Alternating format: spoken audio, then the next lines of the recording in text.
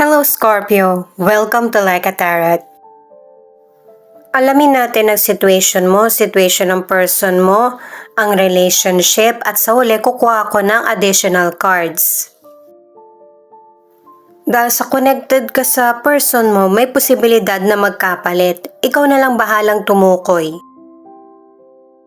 Angels and guides, please guide us. Ano ang reading para sa mga Scorpio?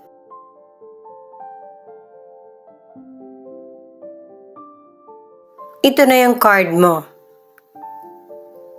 Change is coming. Message ito na may exciting at masayang oportunidad na darating sa buhay mo. Yung challenge na nangyayari ngayon sa sitwasyon mo ang magtutulak sa'yo papalapit sa tagumpay na gusto mong makamit. Para sa mga bagong viewers, ang reading na ito ay timeless reading, general reading at guide po lamang. Hindi po magre-resonate sa lahat kaya kunin mo lang yung akma sa sitwasyon mo. At kung kailan mo napanood ang reading na ito, yun ang start ng 1 week reading para sa'yo. Ikaw na bahala magpalit kung si person mo ito o ikaw.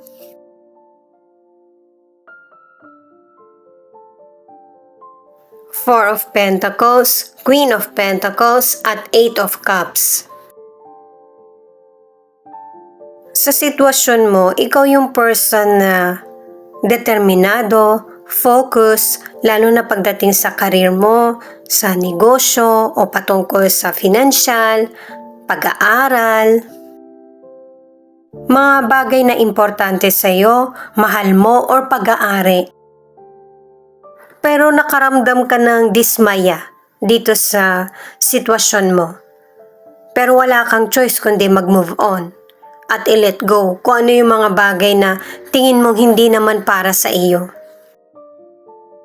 Naalala nyo ba yung sinabi ko sa mystical card na change is coming? Kaya hindi mo kailangan mag-alala kung merong mang kabiguan na mangyari sa buhay mo. Kasi marami pa namang oportunidad na darating na mas magbibigay sa'yo ng positibo at success. Sa relationship muna tayo. May sitwasyon na ang ilan sa inyo ay pinipigilan yung feelings o kaya sikreto lang ito.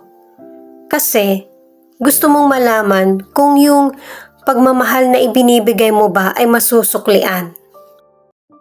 Ang ilan sa inyo na nasa relationship, hindi naman kailangan laging nasa trabaho yung person mo eh. Pero nandun siya. At saka ipinapakita sa mga cards mo na ang ilan sa inyo na nasa relationship, maaruga ka na person. Inaalagaan mo talaga yung person mo o kaya kung may pamilya na kayo, dun ka focus. Ang ilan sa inyo, inaalagaan mo talaga yung sarili mo para maging presentable sa person mo or sa mga taong nakakasalamuha mo. Lahat ng effort na gawa mo na, pero na-attract pa rin ang person mo sa iba. Ito naman yung card ng person mo. Be honest with yourself. Itong situation ng person mo, kailangan alamin niya sa sarili niya kung ano ba talaga yung totoo at hindi. Yung kaguluhan sa isip at saka sikreto, yan na yung sign na may problema sa iyo. Yan yung card ng person mo. Nakadalawang cards na yung reading mo sa sikreto. Sa mga single, meron kang person na nagugustuhan pero hindi mo muna ito sinasabi sa kanya. Kasi ang ilang single, nag-e-enjoy ka pa sa karir mo. Marami kang gustong ma-achieve. At saka marami ka ring responsibilidad. Pero minsan nakakaramdam ka rin ng kalungkutan. Yan ay dahil sa nangyari sa nakaraan. The Sun, Four of Wands, Four of Swords. Sa card ng person mo, pinapakita na dapat niyang harapin yung kinakatakutan niya, magtiwala sa sarili at saka lakasan ng loob. At saka pinapayuhan ng person mo ng mga cards na huwag magdrama at saka huwag stressin yung person mo. Makontento at maging masaya sa nangyayari sa relasyon nyo ngayon. May future ang relationship nyo, lalo na kung aayusin mo yung sarili mo. Pero kung yung person mo hindi pa rin siya nagbabago, magiging maiksi lang talaga yung relasyon. Klaro sa mga cards ng person mo na kailangan niya sabihin kung ano yung totoong feelings niya. Kaya yung mystical card niya magpakatotoo Yun yung sinabi, diba? Be honest with yourself. Sa relationship, ano man yung problemang pinagdaraanan ay magkakaroon ng clarity. Ano man yung mga itinatagong sekreto ay mabubunyag. Sa card ng person mo sa relationship, pinapakita na ang relasyon nyo ay safe and secure. Ang relasyon ay magkakaroon ng mas deeper connection o kaya ang ilan ay magpaplanong magpakasal. Pero dahil nga sa magkakaroon ng clarity, yung mga hidden issues, isa sa inyo ng person mo ang aatras sa kasalan or magkakahiwalay. May pag-asa pa naman itong relasyon na ito na makasurvive. Kailangan ng counseling. Kung bakit ko nasabi yan, kasi dalawang cards ang nagpapakita ng positibo, lalo na yung The Sun na card.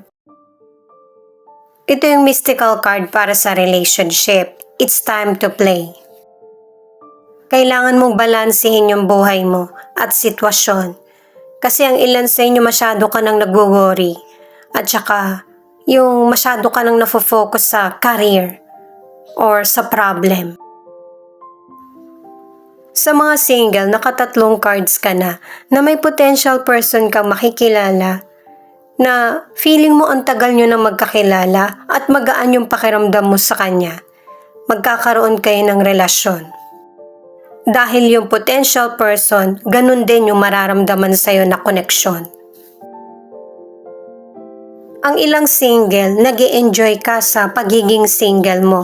Pero, darating yung time na mamimit mo ulit yung past person mo. Ang ilang single ay active talaga na makahanap ng makakarelasyon. Pero kailangan din ng space or pahinga.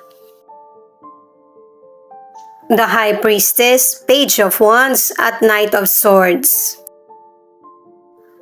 Nakadalawang cards ka na para sa malaking pagbabagong mangyayari sa buhay mo, lalo na sa career. Dalawang cards na kasi yung nagsasabi para sa bagong trabaho or promotion. At syempre, magiging aware ka, matutunugan mo itong pagkakataon na darating sa buhay mo. Ang warning, sa mga decisions, huwag pabigla-bigla. At para sa mga estudyante, nakadalawang cards ka na merong person na tutulong sa'yo para mas lalong mag-level up yung kaalaman mo.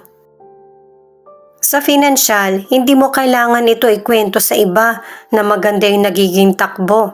Kasi wala namang permanente, merong up and down yung magiging sitwasyon mo sa financial. At saka nakadalawang cards ka na magiging maganda yung daloy ng financial mo. Sa health, isa lang yung sinasabi pare-pareho na kung ano yung pangangailangan ng katawan mo, yun yung ibigay mo. Single ka man or nasa relationship, nahihirapan yung person na pakisamahan ka. Kasi hindi alam ng person kung ano ba yung magiging takbo ng relasyon or connection. At ang ilan naman na nasa relationship, yung araw at gabi nyo ay mas lalong magiging exciting. Puno ng pagmamahalan at saka happiness. Ang ilan sa inyo na nasa relationship ay iiwan ang relasyon. Pero isa sa inyo ng person mo ang ipaglalaban ito. Single ka man or nasa relationship, merong person na magpro-propose ng feelings niya or marriage proposal. Dalawang cards na ang nagsasabi niyan. Single ka man or nasa relationship, dalawang cards na yung ipinakita na merong maiksing relasyon. Pero wala kang magiging choice kundi pagdaanan nito kasi parte ito ng journey ng buhay mo. Single ka man or nasa relationship, iniwan ka man or ikaw yung umalis, makakahanap ka pa rin ng next na makakarelasyon. Pangatlong card mo na to, Seven of Swords, na merong betrayal. Panlilin lang, pwedeng sa love life, financial o kaya career. Hindi mo to kasalanan at matatapos itong panlilin lang na ginagawa sa iyo. Itong Ten of Cups, anuman ang sitwasyon mo ngayon, magkakaroon ng contentment sa emosyon. At ito yung time na marirealize mo na merong naging magandang resulta yung mga lahat ng pinaghirapan mo. Sa love life man yan, career, or business. At itong Queen of Cups naman, magiging kampante ka na sa sitwasyon na nangyayari sa buhay mo. At saka may mga problema man dumating, kayang-kaya mo na itong harapin. At ito yung time na pag-ani ng mga pinaghirapan mo sa buhay. Nakatatlong cards ka na hindi sayang ang effort mo. Siya nga pala guys, marami po salamat sa mga nag-like, share, comment, and subscribe. At pati na rin po sa mga nakikinig at nanonood. Saan man panig kayo ng mundo, ingat po kayo palagi. Ito naman ang angel number mo. At saka magtiwala ka sa daloy ng buhay mo. Kasi maganda pinapakita ng mga cards na kahit may ups and downs, marami namang posibilidad.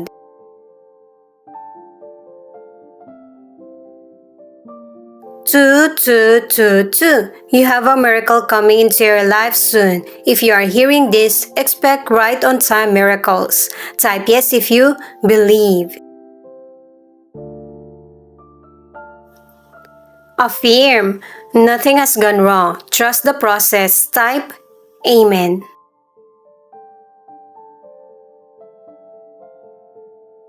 Five, change and growth.